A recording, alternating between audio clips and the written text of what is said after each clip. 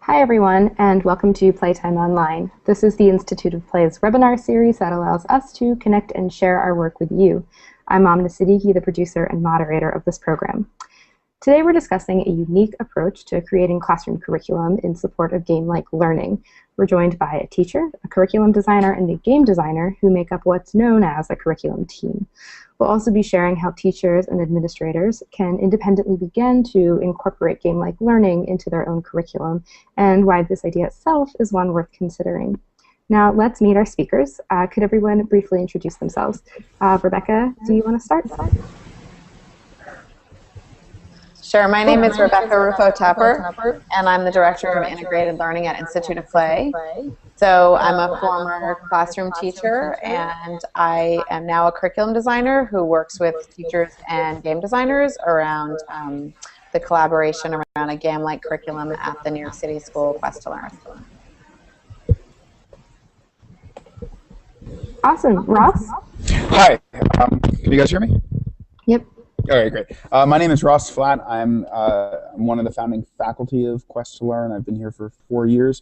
I teach a class called Being, Space, and Place, which is a combination of English language arts and social studies for the 6th grade.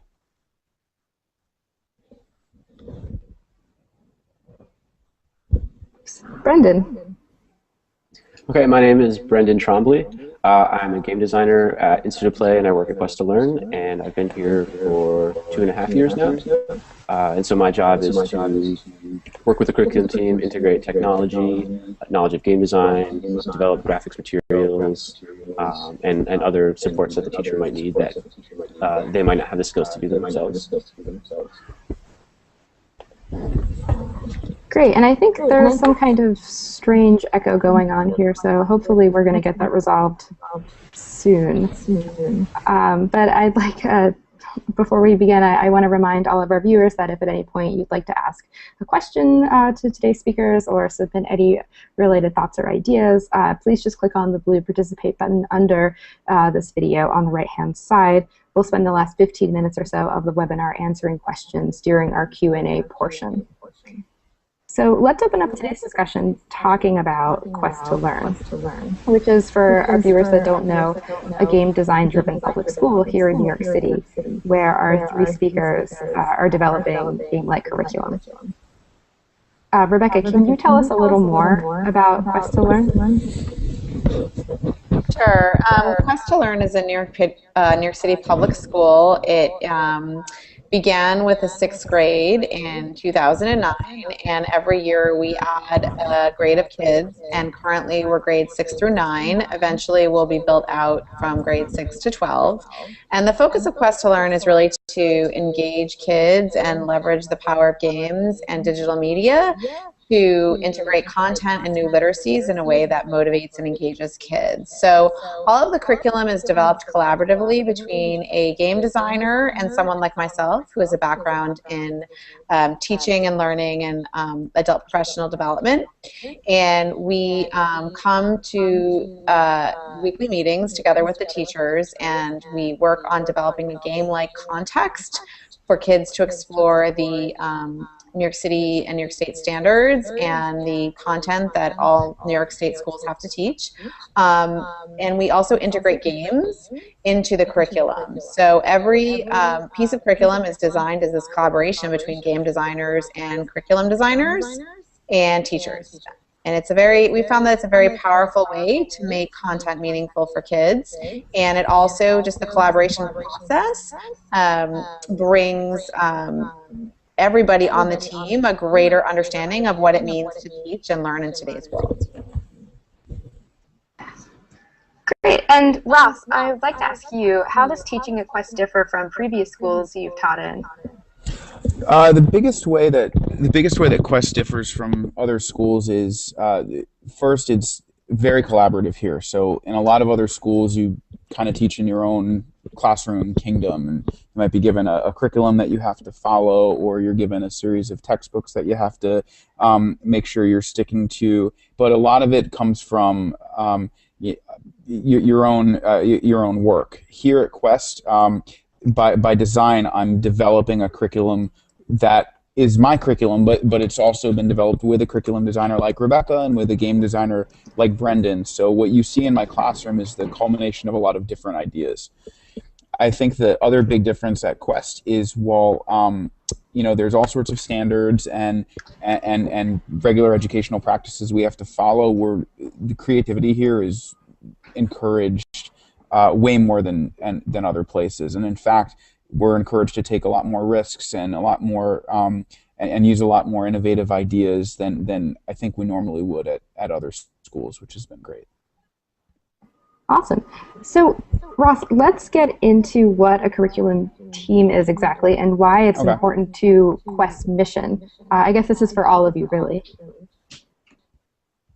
So a curriculum team at Quest to Learn is comprised of the subject area teachers, so in my case being space and place, so I'm the humanities teacher, and I have a certain curriculum, a state curriculum I have to follow from 6th grade. But at the start of each trimester, I sit down with a curriculum writer like Rebecca and a game designer, and we look at the goals and standards that I have to follow or that I want to follow. So we want to know what kids are going to leave the trimester having known in my class, and then from there we backwards plan the activities we want to do based on those learning goals. So we'll meet at the start of a teacher's career here. They'll meet with the curriculum team maybe twice a week, and we check in. We plan ahead of time, and we troubleshoot. We see what worked, what didn't work, what we should keep for the following year, etc. And then as the years go on, the teacher becomes a lot more autonomous as that curriculum has become more refined. Great, and I'm wondering if Rebecca or Brendan, if you want to talk more about this autonomy that teachers receive over the course of being involved in a curriculum team for an extended period of time. Yeah, I can do that. So when a teacher first comes to Quest to Learn, we have scheduled meeting times for them. And in the first year that they're at the school, they have 2 meetings a week that they meet with their curriculum team, work on the curriculum, strategize about what's going on, what's going to happen in the future. And then as the years go on, those meeting times become less and less. So in their 2nd or 3rd year, they go down to 1 meeting a week. And eventually they actually go down to 0 scheduled meetings a week. And it's sort of a on-demand, they would reach out to us for meetings whenever they needed them, but there's nothing built into the schedule for it. Other ways that the autonomy sort of happens are kind of the amount of supports that might be needed in the classroom. Let's say we're doing some complex activity. In the first years, the game designer or other people might come in and support the teacher and kind of help make sure things run smoothly, explain the rules. And then over time, the teacher will become a lot more comfortable with those rules and usually be able to execute those activities without a lot of outside support. That's like a really cool progression to see from a teacher. Oh no, I think there's something severely wrong with the sound, and I apologize to everyone. I'm not really sure what's going on.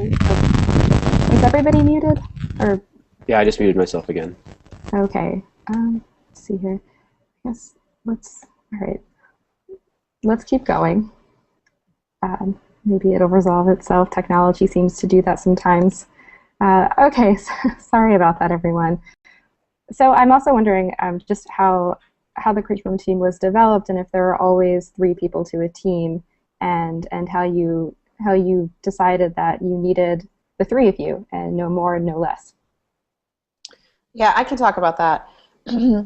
So when we started the school, we imagined that there would be a teacher and a game designer working together, and I was hired onto the project to help work with a game designer to really see what that interaction would be like. And as we worked together and we then started to pilot our program with teachers before we ever opened up the school, we realized that it was very important to have a 3rd person at the table besides just the teacher and the game designer, which would be someone who kind of could facilitate between those 2 worlds. Because what we found was game designers come with a really strong background in design and technology and how to engage kids.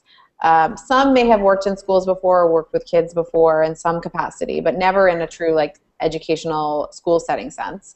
And teachers, even the most imaginative, creative teachers, have never worked really intensely with game designers before, as well as the fact that teaching as a profession tends to be extremely uncollaborative. Most teachers, you go through a school, you close your door, you do what you do. Maybe you talk to a few teachers that you're friends with, but you're not collaborating on a constant basis, working on a shared educational experience for kids. So we found that the third person, the curriculum designer, which is the role I play, and we have two other people who are curriculum designers at the school, and we were all former classroom teachers. We really are able to kind of bridge the worlds between what these huge ideas that a game designer might come with, and then the teacher who maybe has never worked with that kind of with that kind of imagination before. So what we would find in the beginning is, a game designer would say, oh, I have this great idea, and a teacher would say, oh, well, that would be great if I only taught 5 kids. And then, the curriculum designer position is really about facilitating between those two worlds and making sure that we're all pushing ourselves to have the most exciting, engaging experience for kids that is completely focused on learning and learning goals. So in the curriculum meetings, curriculum designers will often say, like, what is it that we want kids to know? What is it that we want them to understand? What are the skills we're trying to teach? And then the team works together to really think about, well, is this game actually, just because it's fun doesn't mean the kids are learning anything? Or also, this seems like something they need to learn, but this isn't really the most engaging way for them to learn it. So how can we kind of marry and bridge the worlds together? I think a good curriculum designer, when they work on teams, they sort of become obsolete because the game designer and the teacher, you'll notice over time, start to just kind of use that reflection themselves. So I know when I'm doing my job well is when I actually don't need to be around anymore, because the teacher and the game designer have really embodied those qualities themselves. And honestly, eventually, it's the same for the game designer. The game designer wants to become obsolete eventually too, and the teacher should be able to support him or herself completely once they've kind of got the skills and the knowledge and expertise. Yeah, and Brendan, could you also talk about your approach to or how you approach goals and just questions within the curriculum group? Because I kind of get an understanding about how Rebecca approaches it and how Ross does, but I'm wondering what the game designer's role is. Are you referring to like the learning goals specifically? Yeah, we're going to touch on that in a second, but yeah, how about you kind of open? So yeah, as the game designer, in some ways I come in and it's kind of it's like a kind of a foreign environment, a teaching environment. Once you've been here for a while, you get more familiar with it, but still, I'm trained in like user experiences and like creating, using technology to create graphics and programming, and I might lack as much sort of familiarity with, say, what the learning, what like the standards might be, or what the kind of expectations are for the students. And so what I tend to do is, I usually stay a bit quiet for a while when I'm in these meetings. I let kind of the teacher and the curriculum designer, they'll talk about like a lot of like standard-based stuff. And once I start feeling like familiar with the content, I can start thinking, all right, well, what bits of this content sound to me like they would apply to like a really interactive kind of experience? Like, where is something that's just intrinsically fun and maybe motivating and just really interesting? And usually then I can maybe jump in with like, hey, wait, that particular thing, maybe there's like a game there. Maybe we can start talking about something really interesting. At least that's one way that we can approach things. I've also had times where the teacher themselves might have those same ideas and be like, hey, I think that this particular learning might have a cool game around it. What do you think? What kind of ideas do you have? And then I get to be like, well, that learning reminds me of, say, maybe like this game that already exists out there. Maybe we can use that as kind of a jumping off point and start making some modifications and see where we can go with it.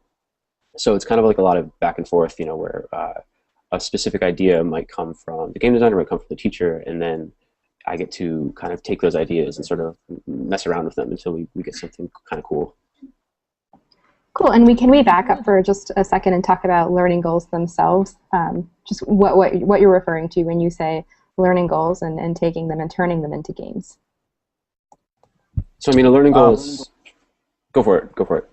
Sure. So, I mean, when we're designing a curriculum, I'll want to know exactly what I want my students to have to learn. So, for example, if I'm teaching my students about the Neolithic Revolution, some of the goals in that topic would be about human beings learning how to farm and use agriculture as opposed to hunt and gather, how to develop trade. So it's basically like the things that the students need to know, or maybe it's about students needing to learn how to craft a really good thesis paper, something like that. So what I will do is there are times when I might have an activity or a lesson or what we call a quest, which is similar to units in most schools, that I think would work. But then there's other times when the material might either be dry or there's an opportunity to gamify it, and I'll bring that to Brendan. So I mean, the example that I just said before, the Neolithic Revolution, it's not necessarily the most exciting topic for students to learn about, but it's insanely important. So when I brought that to him, I said, listen, we have to teach this, and the students have to learn it. So how can we make this interesting, and how can we turn this into a larger game? And then a lot of times he'll take the material and go from there.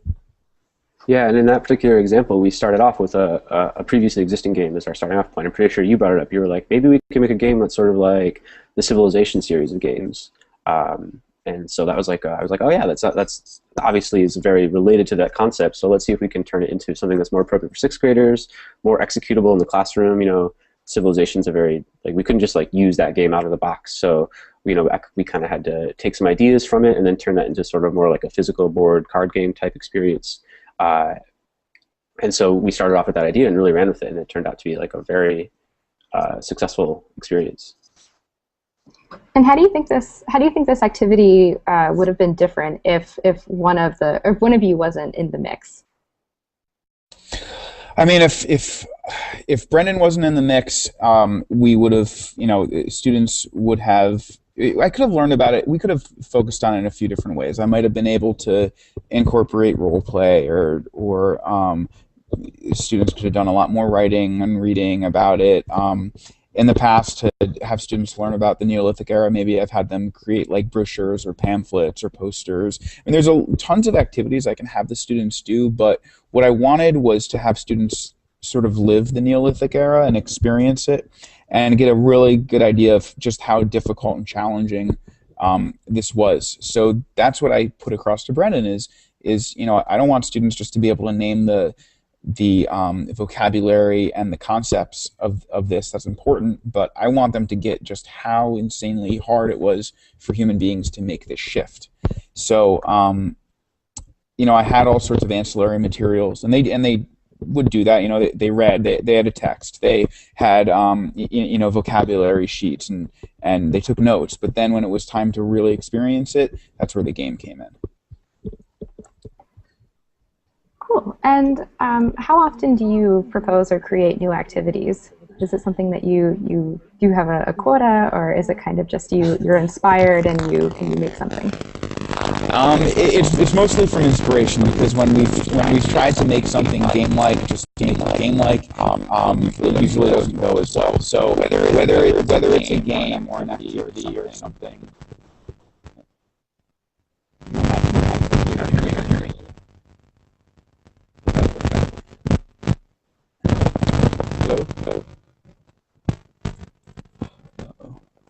Oh, I'm muted. I was yeah, Ross. I think your headphones are they the airplane? The cause of the noise? It sounds like an airplane's crashing. They might be. Let me just go to my normal. Well, you sound fine now. It's very confusing. You're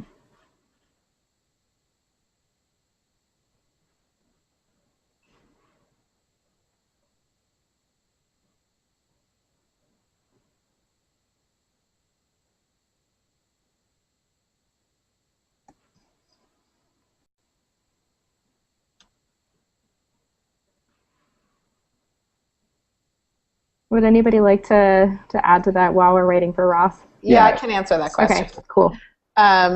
So there's no quota at the school around how many games a teacher has to create in a semester or anything like that. It's really around, you know, where it's meaningful, and also depending on you know, how much time it takes to produce a game. In general, we say that it takes about 6 weeks to bring a game from like an idea into the classroom, because in general what happens is at a curriculum meeting, someone on the team will say like, this would be great to create a game around, and then we'll start to brainstorm a bunch of ideas, and then we'll create a bunch of like next steps around those ideas, and then the game designer will go and take about a week to make a prototype of the game, and then at the following meeting the next week, the curriculum team will play the game, and the teacher will give feedback, and the curriculum designer will give feedback, and then the game designer will then go off for like at least another week and work on the game some more, and then we'll set up a play test with students, which is a really important part of the process. So before we bring it to a whole classroom, we want to make sure that we have real kids playing the game and giving us feedback, and you know, giving us their input around the game. So what happens is at that point, the kids will come to a meeting and they will play the game, and we have a feedback sheet, and we'll have a discussion around that. And then the kids will go, and then the game designer will take their feedback and work on the final version of the game, or sometimes need to do a little more iteration and do a second round of play testing. So, I mean, at that point, basically, you've gone through 4 weeks. So we say 4 to 6 weeks because very often if we're doing, most of what we do is actually non-digital. So if a game designer needs to create a whole bunch of decks of cards and game boards and all of that, there's a lot of production that needs to happen. So you want at least 1 to 2 weeks between that final play test and the actual use in the classroom. So, I mean, really you can only create one game every 4 to 6 weeks on that level. So, and if a trimester is about 10 to 12 weeks. So most teachers will do 2 to 3 games their first year in a trimester. And then, you know, the second time you work together, because the teachers will work with this team for at least their first 3 years at the school, and, you know, you'll say, oh, those games worked well, let's add a new game this year. And so over time, if a teacher's taught their curriculum 3 times, you may see a game, you know, maybe there's a game every month. Often we also create games that are you know, used multiple times. So for example, we have a game that we've made called Story Weavers, and it's a game that it's actually done in there's a digital version of it that we've done in Keynote, and it generates, it's a kind of story generator game where you get a set of cards like conflict and setting and protagonist, and you use it to create your own story. And so this game can actually be played over and over and over again in class, in our literacy-based classes, because often the teacher will start with just having them do, like, as they're reading books and they're discovering, oh, this is a setting, this is the protagonist, this is the conflict, and they'll play the game, and then they'll play again later, like maybe in a few weeks, once they've learned things like metaphor and tone and mood, and so then they'll use this story-making game to become more robust. So often a game, you know, could be used multiple times. I mean, we really like it when it's not just like we design this game that takes 6 weeks and has a lot of work and you're going to just play it for half an hour in class one day. The idea is to create games that can be used multiple times. We also have a lot of games that are used across grade levels at the school. So what's great now that we're in our 4th year is that, you know, Ross might use a game like in habitation in 6th grade, and then in 9th grade when they're doing global history again, they might play the game again with that teacher as a way to kind of go back to what you learned and refresh your memory and kind of revisit these kind of big concepts or core ideas. So there is a lot of crossover there. But I would say in their first year, you know, a teacher in the course of 12 weeks probably uses 2 to 3 games. But there's also sort of the game-like context of the curriculum, in that kids are on a mission to solve a complex challenge. So they're sort of dropped into these situations that may not actually be a set of discrete games, but they're really more like a larger experience that kids go through in solving problems, like Ross was speaking about. For each trimester, they have a mission that's composed of a set of quests. And that's something, again, that's collaboratively designed between the teacher and the game designer and the curriculum designer. Great. Yeah, I does have something anybody to want to add. add anything? Okay. So I've one thing I've been trying to think about is recently, and this is something that Ross has done some really cool stuff with this year, is creating a game for a specific teacher. Maybe it's not a game that's used in multiple classes all the time, but it is a game that can be used for more than, say, 1 or 2 days. Like originally in Habitation, this game about the Neolithic Revolution, we call it Inhabitation is the name of the game, and we originally used Inhabitation for like 1 or 2 class periods during the curriculum. But this year, Ross did some really interesting things and really folded the game into the curriculum he was teaching and turned it into a much longer experience with like various, I think, scenarios and stuff. Ross, do you have like things to add about that? Because I find that really, really interesting. Yeah. So you're talking about how I kind of changed my everyday curriculum to work in habitation in a little bit more. Yeah, like you used Inhabitation over the course of like 2 weeks this year, rather than just like you Yes. playing it one time. Yeah. So usually, Brendan and I originally used Inhabitation as an end of trimester assessment. So the kids spent a lot of time learning about this. They did some projects on it, and then they played the game to prove that they understood the Neolithic Revolution. But this time around, Inhabitation it's just too good of a game, and it's too complex to do it in one class period and never revisit it again. So what I did is I created different. For every time I would have a lesson, maybe we'd do some reading and learn something, do a mini lesson for like 10 minutes on the development of agriculture and domestication. And then we would play just a couple rounds. The students would play a couple rounds of Inhabitation to sort of get that idea. So they would play the game in small steps. Sometimes I would modify the rules of the game. And so that they sort of so that the kids kind of got an idea of how early humans went through this. So to give you a more concrete example, in Inhabitation, every student starts with what's called an unsettled card, and then their goal is to eventually turn that into a village card. And in order to get a village card, students need to make sure that they have citizens. They need to make sure that they have agriculture. So in those first days, if they're learning about domestication and they're learning about producing food, students might have to develop a farmer card and a fishing card, and then they can create a village. So maybe in the first day of playing the game, they've only gotten to a small step, but they're starting to realize like why why it was so important for early humans to develop food. So then we would do that as the week went on. Kids would start trading with each other. Maybe kids would develop different jobs each day, and just really mod the process before we played the whole game. So you kind of use the game as like a tool to create discrete scenarios around like smaller pieces of the learning, basically. Right. Exactly. So it would, and Rebecca earlier was talking about kind of immersing students in an experience. So we'd start and say, okay, today. We're going to continue, being early humans, and we've already developed farms and we've created permanent villages. Let's find out what we have to do next, and then we'd learn about division of labor, and then they'd have to actually they'd actually have to start to generate new types of citizens and new types of jobs for that next day. And it was very scaffolded and very controlled and very small. But by the time we finished all of that, we could then play the game one more time as a big assessment when kids were totally on their own, and the playing this year and the learning that came from the playing this year was fantastic. Cool. So it seems like teachers already have these wonderful ideas. They just need support. Designers, they seem to be very useful for helping teachers like you, Ross, realize your really cool card ideas.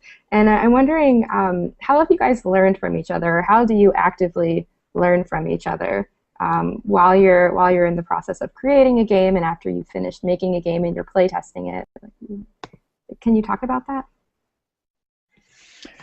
I definitely learn a lot from the game designers in terms of really making sure that like kind of like letting go a little bit and trusting in an idea or a game that might not be as concrete in terms of, I ask a question, students give me an answer, and that's how a lot of teacher-student games tend to go. They're either a Jeopardy game or something of that, or kind of a quiz show. But the thing that I've learned with game designers is how a game can really simulate a situation, or maybe we do a game that doesn't directly relate to the content, but it's a good way of introducing content. So there's all sorts of ways that game designers have shown me games can be used in the classroom that aren't just for assessment purposes. And yeah, from my side, I've learned about all of the kind of like challenges that being a teacher, it just sort of comes with being a teacher, like large classroom sizes of really diverse students, and really learning how my designs have changed because, I've really learned the sort of importance of elegance and simplicity in the things that I create, because they have to be easily digestible, played without much confusion. The teacher needs to be able to explain the rules, the kids need to be able to understand the rules, and everything needs to be, kind of self-evident in a way. So I get a lot of perspective, by working with the teachers on kind of the difficulties of designing for the classroom. And I even get to learn from really great teachers like Ross, just like how to deal with kids. And if I come into the classroom and I'm explaining a rule, like I get to kind of learn from like his style and figure out like how I get to talk to the group as well. So there's definitely like a really cool two-way learning process happening here. Great. Oops, sorry. The mute button's kind of strange. Rebecca, do you want to talk about any of your learning experiences with these guys? Yeah, my position's interesting because I kind of straddle both worlds. I was a teacher, and I'm not a game designer, but because I've been part of the curriculum team so much, and I work in a structure at the school we call Mission Lab, and Mission Lab is a team of 3 full-time game designers and 3 curriculum designers, and then we have a few design assistants. And I've been on curriculum teams for 4 years now at the school, and I think for me it's like really seeing how that collaboration works between the teacher and the game designer, and thinking about, and my role is to really facilitate that process and think about how to make sure that they're both working together to help students. And so it's been really interesting just to see the different dynamics that happen on curriculum teams, and to see just teachers and game designers getting really excited and connecting over teaching kids things like the Pythagorean theorem, or teaching kids how to find context clues or understand patterns of human settlement. It's just really it's just watching the 2 teams come together. It just shows you a lot about how just interdisciplinary collaboration and people from different fields. And I think that, that's really, that says a lot about design, and that the idea that, if everybody does the same thing and comes to the table with the same ideas, you might all agree, but you don't necessarily always get the best product. And I think the great thing about curriculum teams is it really brings people from different worlds together, and you sort of walk through lots of different shoes as you're doing something, and then you bring the student voice in as you're planning, and it just really creates the best experience possible for kids. And that's really ultimately what we're all working towards, is helping kids learn and find things that they're passionate about and that they're engaged about, while also teaching them like the fundamental skills that they need for today. So so that's been really interesting to watch, to kind of watch that collaboration. And I've definitely learned a lot about how what that looks like in the best set. Because I think when people think, oh, game designers and teachers working together and collaborating, like you have a lot of ideas in your head. And having been through for 4 years, I really think there's a lot of structures, and there's a lot of best practices that we've really uncovered through seeing many different people go through this process. Cool. And I also wanted to touch on iteration. You guys iterate your curriculum, and I wanted to know the benefits of it and how this can be empowering for teachers. That's one of my favorite things about Quest and about this game process is that the our I don't know if I don't know if we've ever had a complete first time success with a game or with a mission at Quest. We've had some really good things happen, but it's never really gone it's never really gone perfectly the first time. So, for example, with Habitation, there was all sorts of rules that we didn't even think about after we did it the first time. I mean, there were specific cards and jobs that we didn't have. There were like I said, the way I unrolled it with the class, there were some issues with it, and there were just some issues of basic playability. So the great thing about teaching at any school is that if you're teaching the same curriculum a few years in a row, you get a second and third chance at things. And then at Quest, if you create a really amazing game or you have a really amazing experience for students, you get to do it again and improve it and get a second crack at it. So that's one of the great things about working here and sticking with the same curriculum. Yeah, I mean, I think one of the principles that we have with game-like learning is we always say, like, failure is reframed as iterations, and that we want that experience for kids as well as adults, that, you know, just because something doesn't work the first time doesn't mean you give up, that you look at it, you reflect on it, and you try again. And I think, you know, again, like when you're teaching in a traditional school and it's just one teacher in a classroom and maybe your principal comes in a few times a year to give you feedback, or maybe you have a coach, like, so much of teaching, you know, when I was a teacher, it's very isolating. So the opportunity to have multiple people looking at your work, I mean, it definitely, you have to, like, Ross is very brave. I mean, it takes a very certain kind of person to be able to say, like, yes, I welcome all these people into, like, telling me what I should be teaching and, like, being in my classroom and working with my students. Like, it is a very vulnerable place to be, but I think, you know, that speaks a lot to, like, the kind of camaraderie that we've developed and just the sense of trust and respect we all have for each other, because, you know, it allows you to say, like, okay, that didn't work and I want to make that better. And I think that's something we really look for when we're hiring teachers, is that they don't want to say, oh, I spent a lot of work designing this and I'm done. You know, like, I think, Ross, you probably, every time you teach something, it changes. I mean, that's sort of a kind of habit of mind Ross has, and that's the kind of thing that we look for in teachers, because we're designers, you know, like, it's very hard to say, like, and now it's complete and it's done and we're not working on it anymore. Yeah, I think I think that's something I do like to do in my career, but at the same time, that's something I've learned working with designers at Quest, is you know, some of the first game designers I worked with at Quest were so open about saying, you know, I'm going to design something for you, and if you hate it or if you don't think it's going to work, I have no problem with you telling me that, and we'll just go back to the drawing board. And that's something that designers are very used to doing. But teachers normally aren't. Teachers, it's a very personal profession, and people get very married to ideas that they have.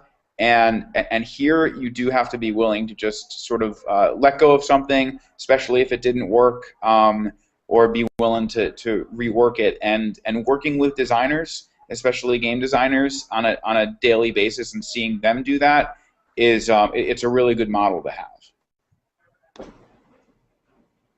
Awesome. Thanks, Ross. We are running out of time, so I quickly want to talk about how teachers and parents and school administrators can begin producing their own game-like curriculum. And I was wondering if Ross or Rebecca or Brendan, if you have any advice or tools that you're able to provide for them.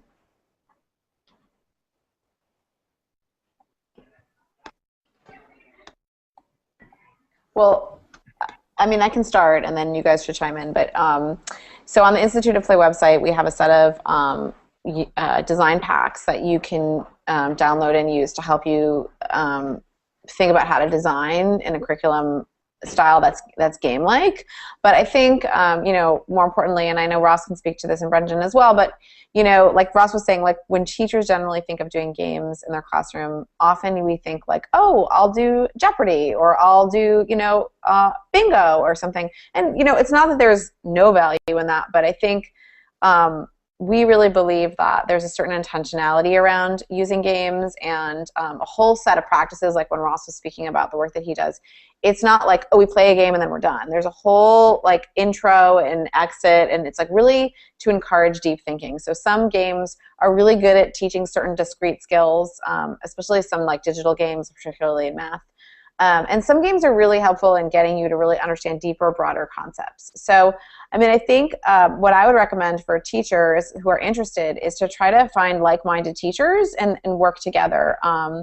You know, I think if you try to do it alone, it would be hard, because part of what we've learned is really like being able to look at kids and what they're learning and look at what you've tried and seeing if it works is the most important thing. So if you play a game in a classroom and you are not getting user feedback and you're not getting feedback from others, you're not going to really know if it's working. It's just like any other tool that you would use to assess or teach. So my recommendation would be like to try to find like-minded educators and say like, hey, let's try out some of these games that already exist. There's a lot of games that are already out there.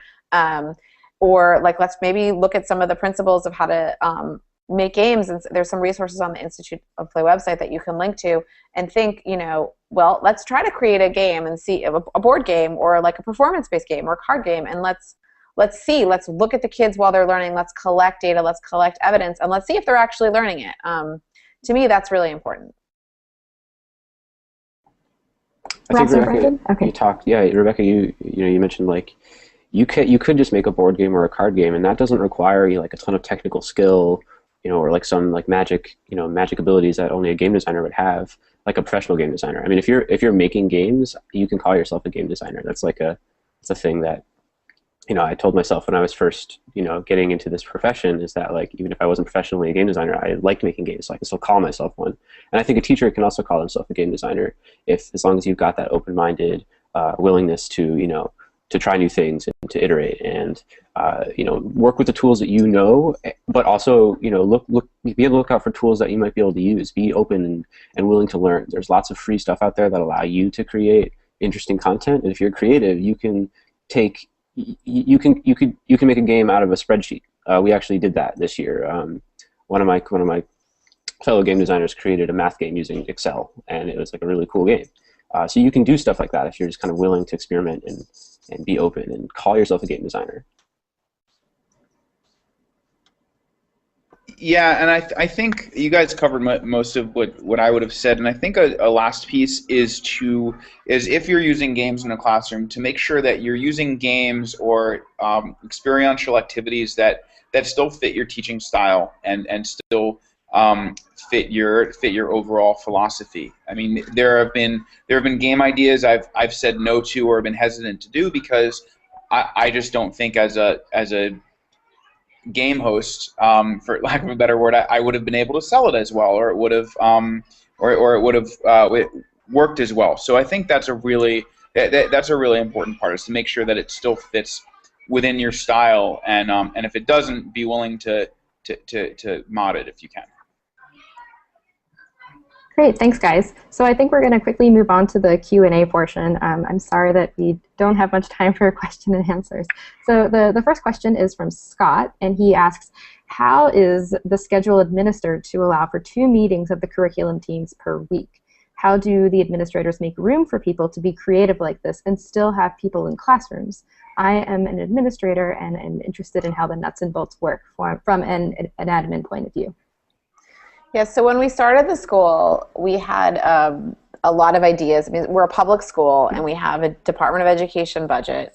So we didn't have, you know, some magical things around teacher scheduling or anything like that. But we did start with the fundamental principle that you needed to give teachers time and space for collaboration in their schedules. And that if you didn't do that, if you expected teachers to teach and then they would collaborate at 4:30 every day after kids had been dismissed and after, you know, faculty meetings were over, then it really wasn't going to happen. So the design team of the school found a way to make it so that teachers would have 1 to 2 periods a week where they would have curriculum meetings. And, you know, it was just the way that the schedule was created, with the way the periods were broken down, they just found those times.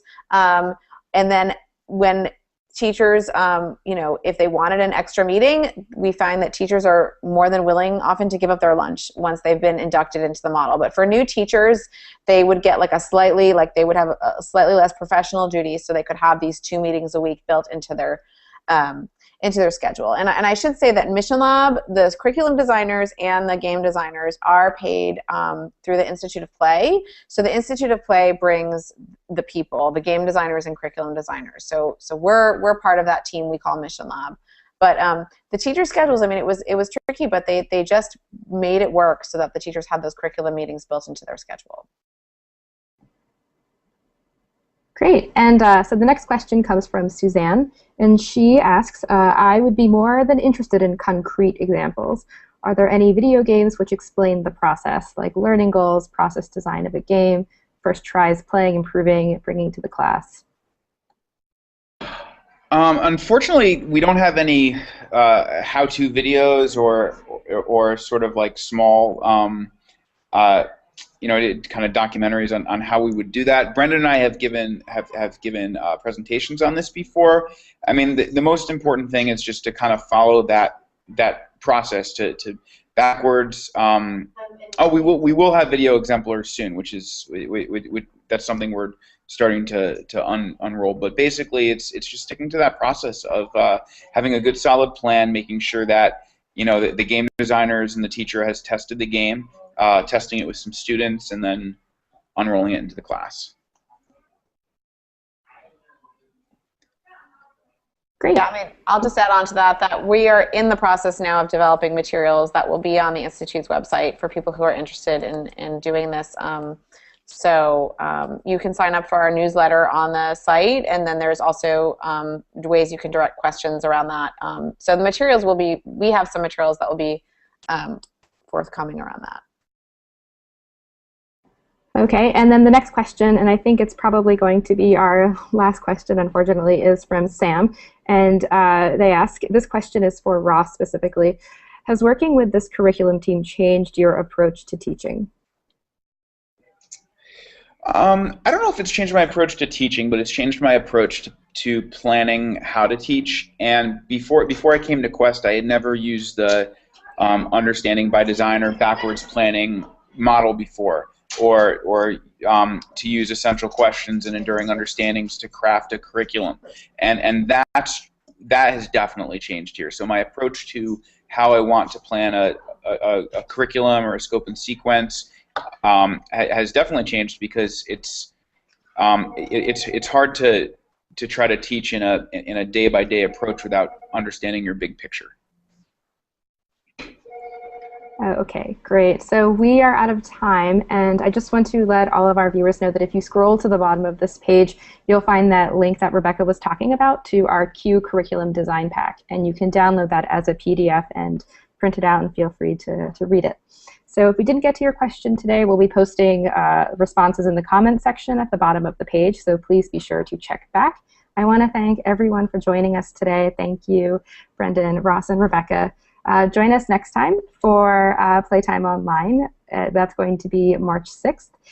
We'll be talking about the DIY Design After School program, Short Circuit, which is an informal hands-on learning laboratory that allows students to explore and innovate uses for physical and digital materials, and also tune in for tips on how you can start your own program like this.